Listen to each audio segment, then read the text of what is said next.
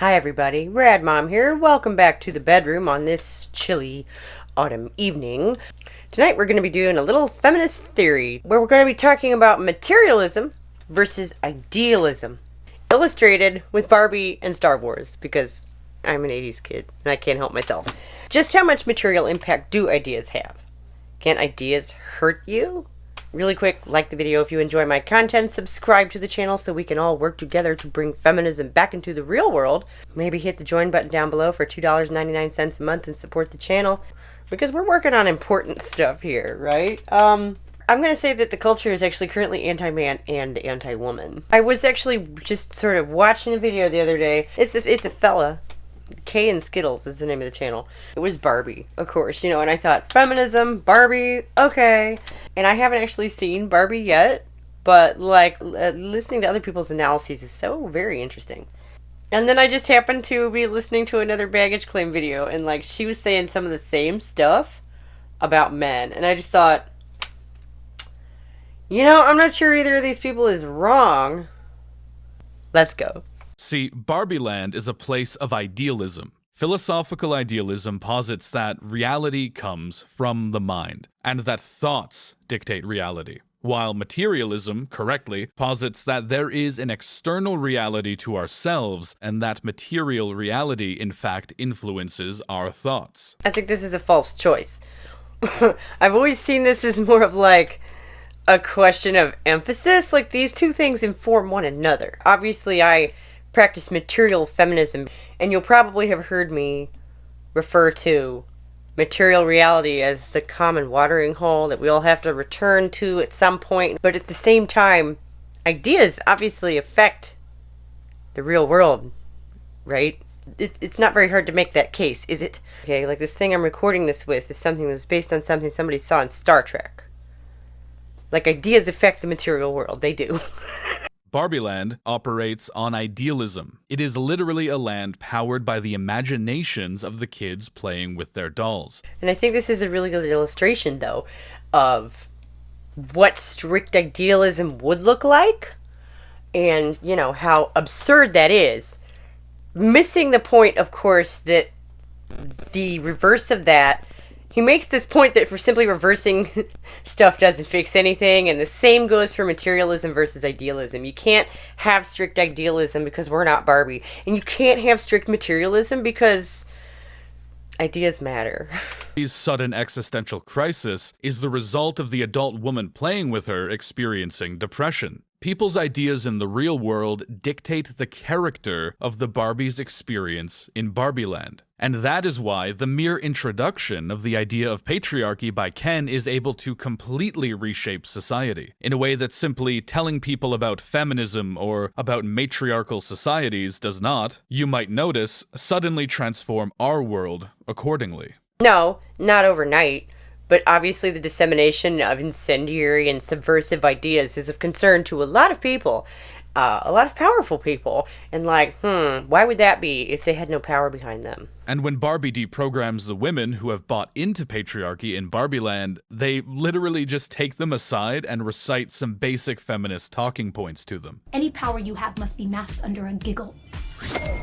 And then they're completely liberated women again. There is no history that holds people into certain kinds of thought, no social relations that maintain them, no institutions that prevent deviation from them. Precisely. Those would be the material limitations that ideas often run into, or at least some of them. And knowing that enables you to begin addressing those based on your philosophy as a framework. There are only ideas. And if you simply present a better idea, then you win. And now we do your idea because it was so good. Aren't you so smart? The fantasy that by being the smartest, most well-spoken person in the room with a logically robust argument, you can make things right by just explaining to everyone how good your idea is. It's an attractive fantasy for people who think that's the kind of person they are. That's a self-burn, right? We make video essays here. But it is also a useful ideological tool for disguising power. If things are a certain way, it's not because a class of people who benefit from the current social order have disproportionate power in our society, which they can and will wield to maintain their beneficial position. You just need to calmly make your argument better. Part of the conclusion of the film is the overthrowing of the patriarchal Ken regime, and the reinstatement of the matriarchal order that was in place before. Which I just want to point out, this so-called matriarchal order is exactly the same hierarchy that we have in the patriarchal real world, just with a bunch of women doing it. And I feel like that's not how that would go. This is done by just voting to change it, and because Barbie Land is governed by idealism, as we established, everything goes back to how it was without many issues. The idea that you can just vote your way out of oppressive systems is another classic liberal fantasy.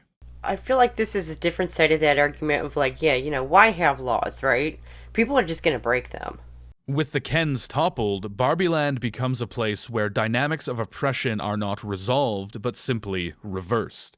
Please may the Kens have one Supreme Court justice. Oh, I can't do that. In an effort to present us with some kind of positive ending for the Kens, they are encouraged to basically believe in themselves, to not see themselves as extensions of the Barbies, and to be full people in their own right. So, this is basically what women got in our world. Aha! It is a satire, because of course it is. The fight for the level of legal equality women have today has been long, painful, and it is extremely not finished. And it's been made clear that those legal victories can be rolled back. Gendered oppression is not solved, but you can buy a toy that assures you that you can do whatever you set your mind to. You can't be unattractive, though. You still have to, do your womanly duties. But believe in yourself. That's important. So important that if you don't do well in life, it's probably your fault for not being determined enough. That's supposed to be the liberal version of the real world, which this guy seems like he thinks of himself as like a centrist, I think. He kind of makes fun of both sides and talks about centrism, so that's my hypothesis there. So the culture's message to women is that you're on your own. Figure that shit out. The status quo has been restored, with only some marginal changes, but over the course of the movie, we are shown that the status quo was kind of bleak. Now, this is not a new argument, but I think one of the best to ever make it was Bell Hooks. Her take on feminism was that it was not enough just to treat men as a ruling class, like you might on matters between workers and owners. And that's pretty insightful. I don't know a whole lot about Bell Hooks. I do know that she keeps on coming up, and she is credited as being the original intersectional feminist.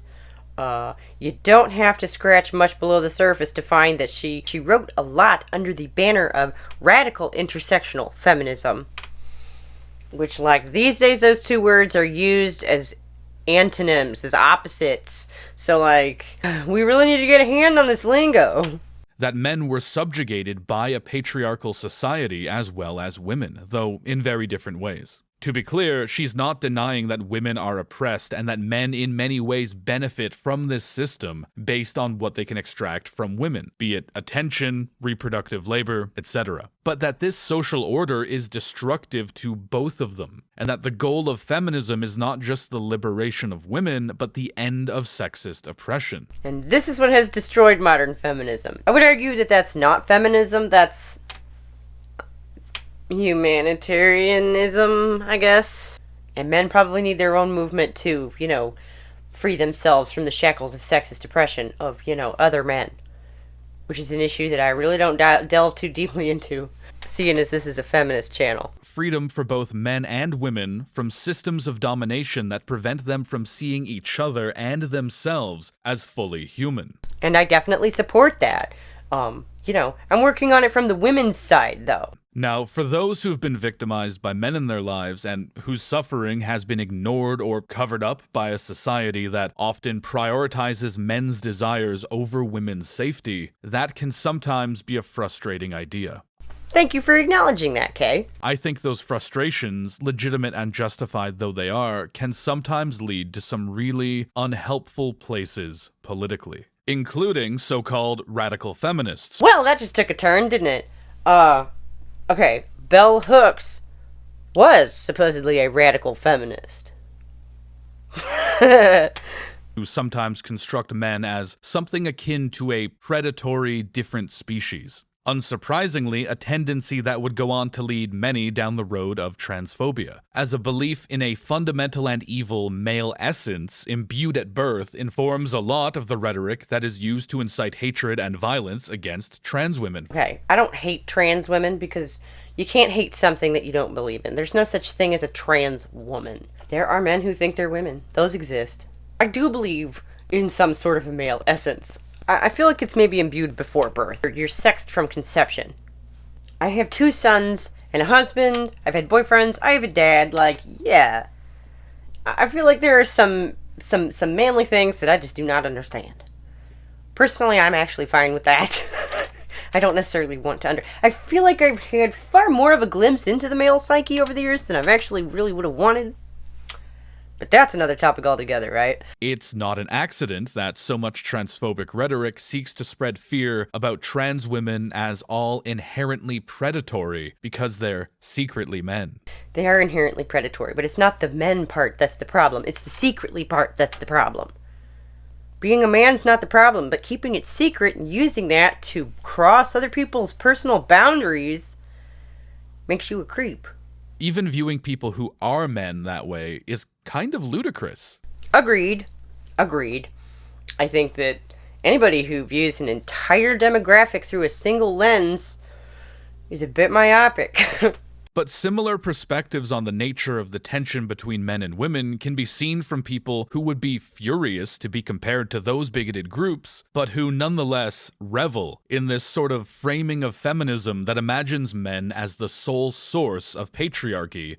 Gee, why would your average Joanne revel in something like that? And where the hell else did it come from? God? And to be fair, men don't always make it easy to not view things that way. That's right. Sometimes it's just damn obvious, isn't it? The writers and creators of these movies and TV shows are not pro-women, they're anti-men. Now we have baggage claim coming in to say the same thing for the other side. So the real motivation is their vindictive desire to destroy men. But the importance of the point Hooks was making, and the point that I think the Barbie movie makes very well, is that simply reversing systems of dominance, mistreating one to liberate the other, isn't a solution. Yeah, and simply rejecting idealism entirely in favor of strict materialism isn't really a solution either. Again, this isn't like class. The working class can liberate itself by getting rid of the owning class, because we can theoretically have a society in which that class does not exist. But there's gonna keep being men. Thank you for the very clear articulation of the problem with applying communist and leftist theory to feminist thought. We're never going to do away with our ruling class, if by that you mean men.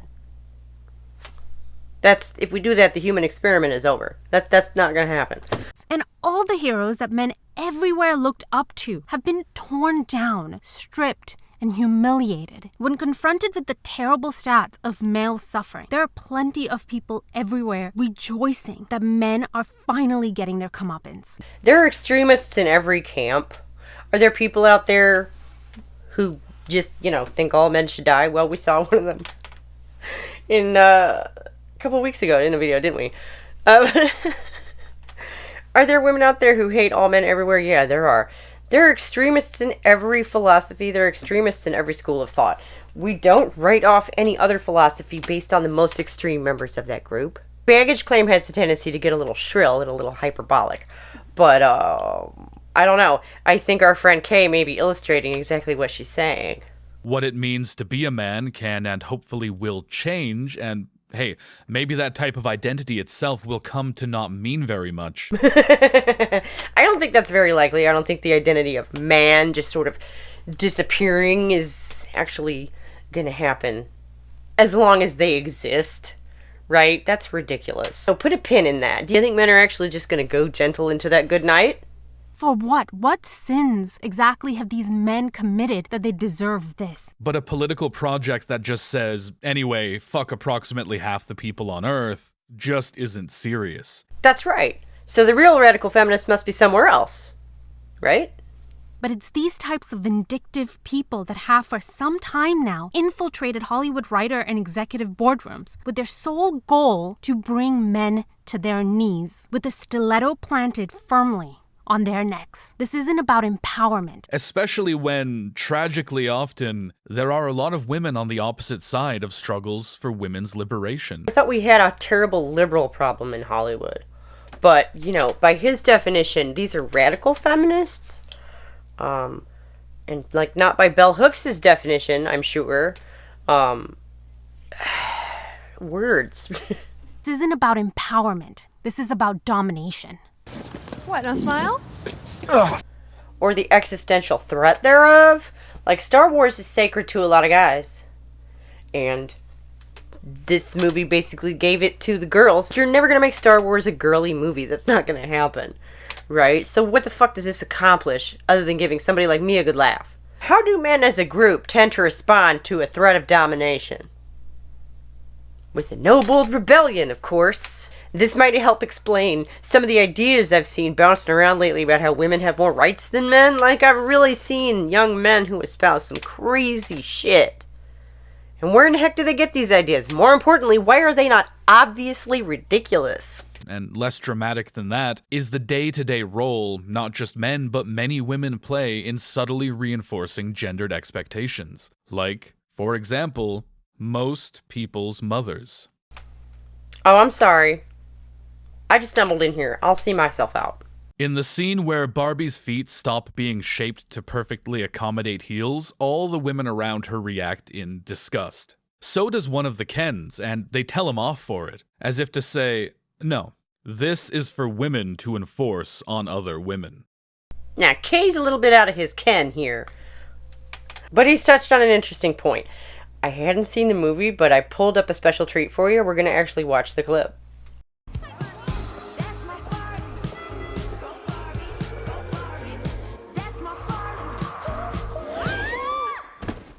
Oh, girl, you okay? Hi, Barbie. I'm fine.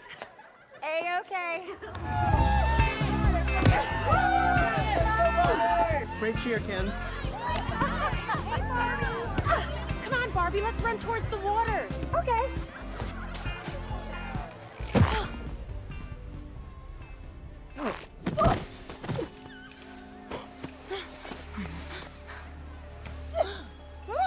My feet! Oh no.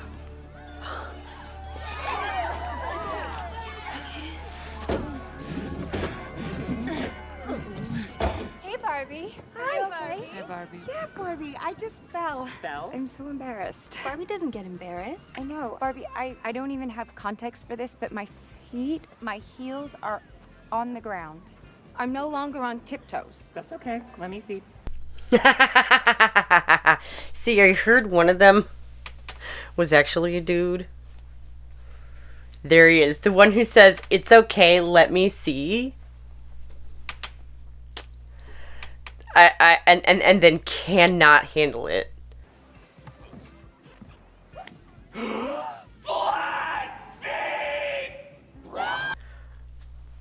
I don't know. That seems right to me.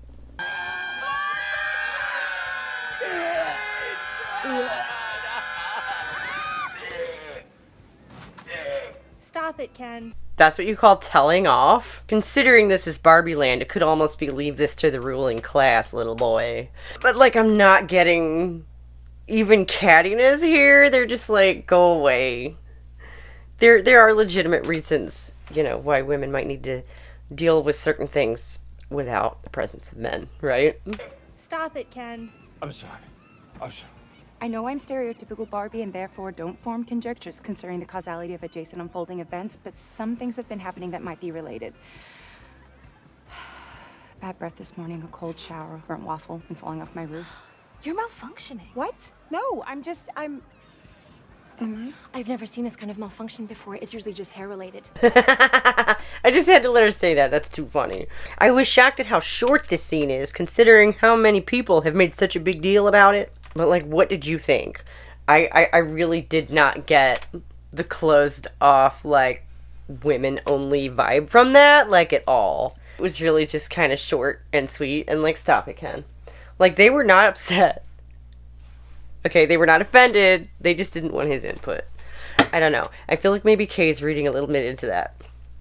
This is for women to enforce on other women. Something I find extremely funny considering what that implies about Barbie as a product line. But, you know, he's not going to spend much time in this corner, which I think is probably wise. Not that Mattel cares. This thing made bank. The goofy depiction of Mattel's management and the jabs at their insincere corporate feminism, it doesn't hurt the company. Mattel is more than happy to be the butt of your joke as long as you buy what they're selling. And by presenting themselves this way, you might find that you don't even notice that you've gone from laughing at Mattel to laughing with them. What? Barbie is a Mattel ad? No. The resolution of Barbie's arc is in keeping with Hooks' perspective. The radical feminist perspective. According to Bell Hooks, anyway. What is truly liberatory. She rejects Barbie Land and its idealism. She rejects returning to some separatist women's utopia and willingly becomes human.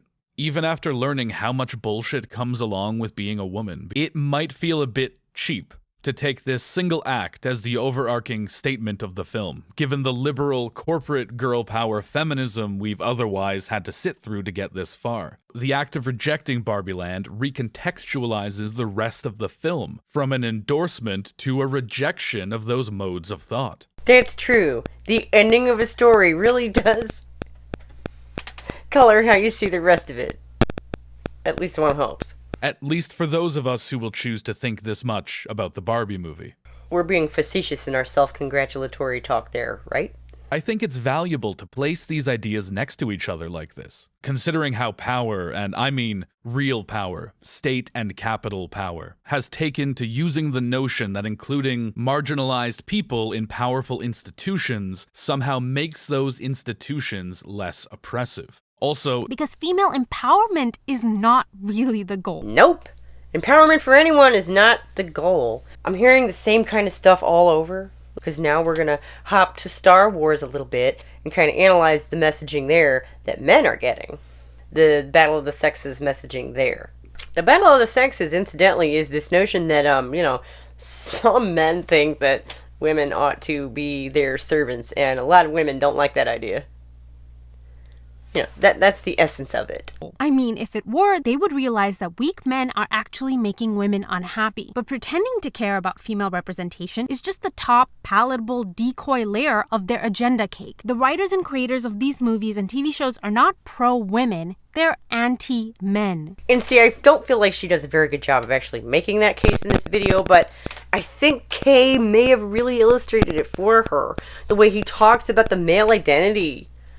The way he talks it down, the way he distances himself from it, like reflexively, as a man. What it means to be a man can and hopefully will change, and hey, maybe that type of identity itself will come to not mean very much. Like, could it use an overhaul? Sure, but the idea that men are just gonna cease existing in any way, why would he even consider that idea? What? It just seems weird to me. The real motivation is their vindictive desire to destroy men. And the really sad part is that it's working. So we've all heard about this crisis of masculinity and the peak in suicides and all that stuff. This would seem to be a legitimate problem in our culture. Women and men both appear to have the same problem. And now I have a real treat for you. I went to do a little research on this and I managed to dig up somebody who's actually just spliced all these scenes together from the Star Wars movie. I am not a Star Wars person. I did see this one and I definitely remember this subplot of the older lady telling off the young hot-headed pilot. I definitely remember that shit and it hit me funny. It did. Let's see. These things are fleet killers. We can't let it get away. Disengage now, Commander. That is an order. And there's no commentary to this, so I'm not exactly sure why this person, Cassius, has assembled these clips, but I'm pretty sure it's to illustrate the slant in the writing here. Which I'm not denying there's a slant in the writing. I personally find it cathartic and funny.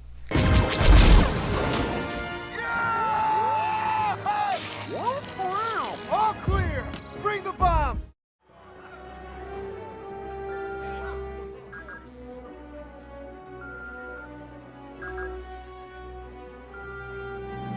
Poke your head out of your cockpit. There are things that you cannot solve by jumping in an X-Wing and blowing something up. Yeah, no, some of this was really cathartic for me to watch. This guy Poe, I think in any other action movie would be the hero. But it's like they've taken his plot armor away. I need you to learn that. Can we jump to light speed? We have enough fuel resources for just one jump. Well, then do it. We gotta get out of here. Wait.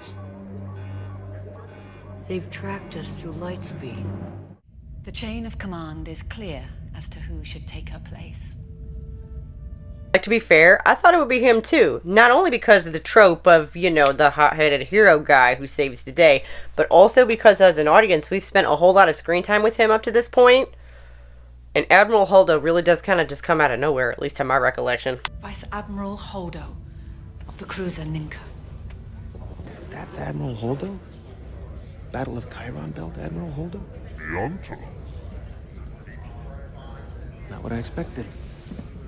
I've dealt with plenty of trigger-happy flyboys like you. You're impulsive, dangerous. That's a little weird, right? The blacking there's a little weird. She's a little too close to him. It's like she's trying to flirt with him there. That's kind of weird. And the last thing we need. Vice Admiral, Commander Dameron, with our current fuel consumption, there's a very limited amount of time that we can stay out of range of those Star Destroyers. Very kind of you to make me aware. That kind of stuff goes on in these kind of movies all the time, right? That's just, that's, you know, they just sort of fill space with dialogue like that all the time. Stick to your post and follow my orders.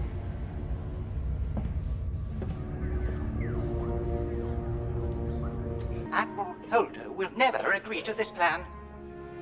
Yeah, you're right, 3PO. It's a need-to-know plan, and she doesn't. So he feels righteous, doesn't he?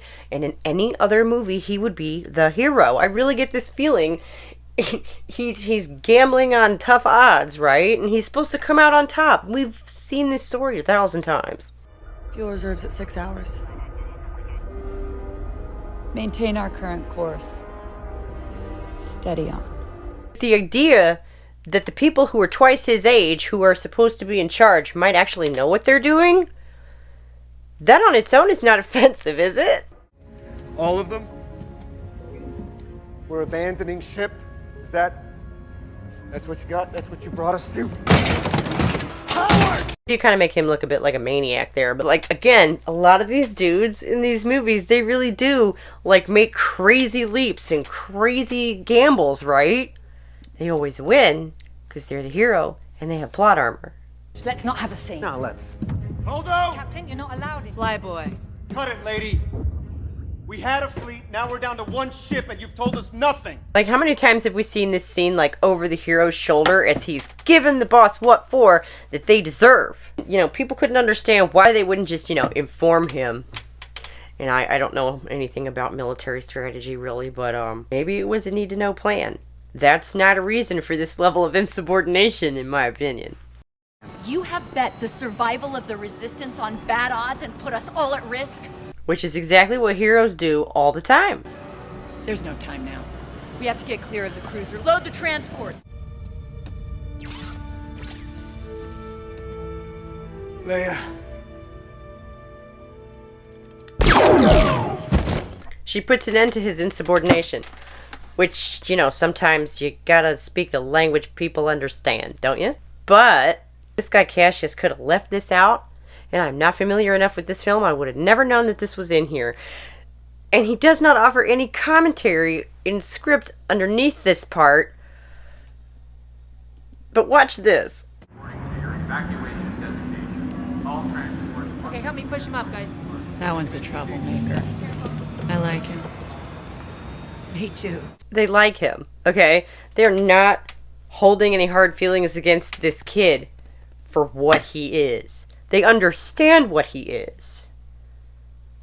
So he's a hot-headed, cocky young guy.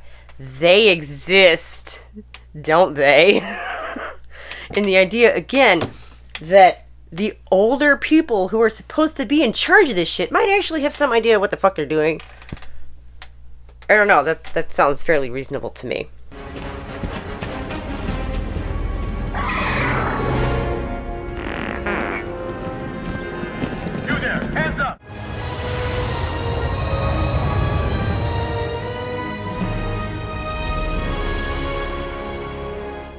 Now, they have kind of flipped the script here, which again, to my eye, was fun and cathartic.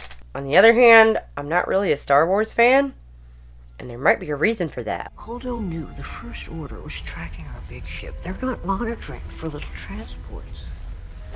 So we could slip down to the surface unnoticed.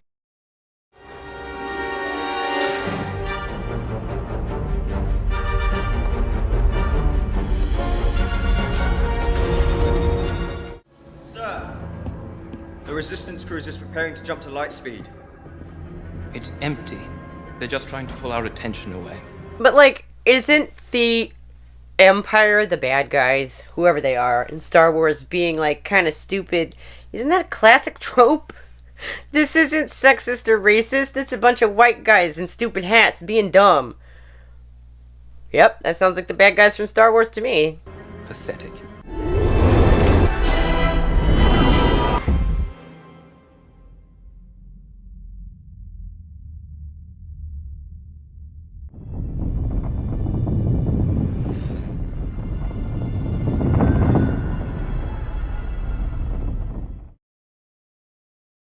The women are made to look good, and the hero guy is made to look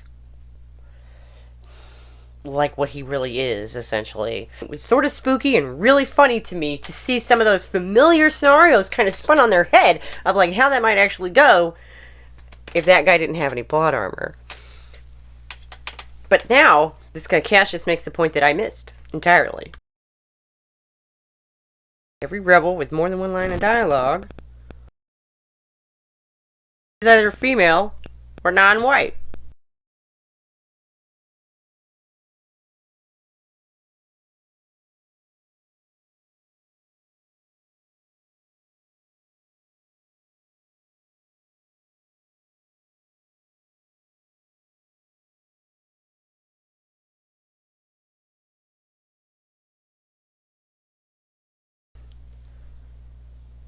Okay, that's weird. That's weird. For any organization. Legacy character Luke is the only exception because he still has his plot armor intact from the last go-around. In contrast, most of the First Order's leaders are white men. I'm sorry, I hate to put too fine a point on this, but does that look like a white man to you? I do not give a shit what race Adam Driver is. But if I were going to introduce an alien from another planet to the concept of a white man, I sure as shit would not choose that face. He's a swarthy, vaguely ethnic-looking gentleman. I thought that's why they picked him for the role. He's a popular actor, and they put him in a starring role. It makes sense. It's Hollywood sense. But, like, this is the guy you start with to make the argument that all the baddies are white men? Really? There we go. There's a white man if I ever saw one. And the really sad part is that it's working. But what else can we expect when men everywhere are constantly being told that they are toxic just for existing? Constantly taunted that the world is made for them and by them, and if they struggle or suffer, that it's their own damn fault and need to figure it out alone. I may have actually made this argument myself in the past because it's kind of true, but it's also kind of bullshit. Right, it is. Like, individual men are not responsible for patriarchy. It's the micro versus the macro. You can't necessarily apply the same rules to both. You can't just flip the script and have that work. But this ought to sound pretty familiar, right? But believe in yourself. That's important. So important that if you don't do well in life, it's probably your fault for not being determined enough. Men and women are both being fed the same message. You are on your own. Are media representations like this almost keeping the battle of the sexes alive? Lobby incendiaries in our names. Because thoughts do influence reality. Just how much material impact do ideas have? Well, it's immeasurable, isn't it? It's definitely a real thing. Can ideas hurt you? Yes, because they influence behavior, yours and other people's. Hell, they can cause you to hurt yourself. Feminism has completely lost its way, and there's a crisis of masculinity. Who the hell is doing anything? The secret here is that men and women are not really on our own, are we? And I think that the media hates us both. Thank you so much for joining me here in my bedroom tonight. Come back here at the top of the hour for the live stream and discussion, where we can choose sides in the battle of the sexes and the battle of idealism versus materialism and the whole bit. Please like the video if you did. Subscribe to the channel so we can all work together to bring feminism back into the real world. Please hit the join button down below for $2.99 a month. Support the channel because this is important work we're trying to do here. And thank you so much for joining me. I will see y'all next time. Bye.